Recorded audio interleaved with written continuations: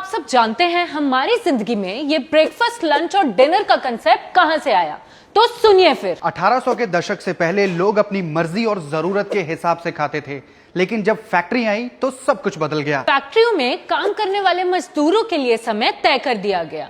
अब वे अपनी मर्जी से कभी भी खाना नहीं खा सकते थे। मजदूरों को काम पर आने से पहले ब्रेकफास्ट, बीच में एक छोटा सा ब्रेक लंच और काम के बाद डिनर की आदत डाली गई, ताकि काम के दौरान मजदूर भूखे ना रहें और फैक्ट्री का काम ना रुके। धीरे धीरे हमारी भूख पेट से नहीं बल्कि घड़ी से तय होने लगी।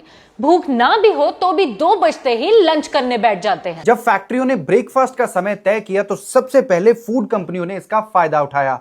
उन्होंने बार बार विज्ञापन चलाकर हमारी ब्रेन हैमरिंग की कि ब्रेकफास्ट खाना कितना जरूरी है, और उसके साथ जुड़े हुए अपने प्रोडक्ट्स को बेचना शुरू कर दिया। बड़ी बड़ी स्नैक्स कंपनियों ने हमें यह यकीन दिलाया कि थोड़ा थोड़ा खाना सेहत के लिए अच्छा होता है, लेकिन इससे इनकी बिक्री बढ़ी और हमारी इंसुलिन हमेशा हाई रहने लगी। हमेशा इंसुलिन हाई रहने की वजह से डायबिटीज होना तय है, और शायद इसी आदत की वजह से आज भारत दुनिया में डायबिटीज कैपिटल बन गया है। तो अब गौर से सुनिए, हमें ब्रेकफास्ट, लंच और डिनर जैसे सिस्टम की जरूरत क्यों नहीं है। हमारा शरीर एक हाइब्रिड इंजन की तरह काम करता है। ये खाने से मिलने वाले ग्लूकोज पर भी चल सकता है और शरीर में जमा फैट पर भी।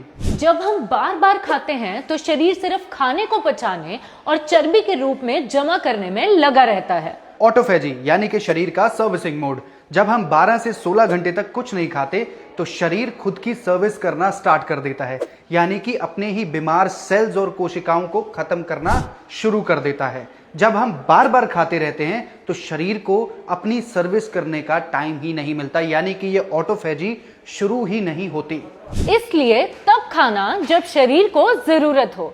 बिना जरूरत के खाना और बार बार खाना आपको बीमारियों के सिवाय कुछ नहीं देगा। अपने शरीर की सुनिए, और ब्रेकफास्ट, लंच, डिनर के चक्कर में फंसना जरूरी नहीं है।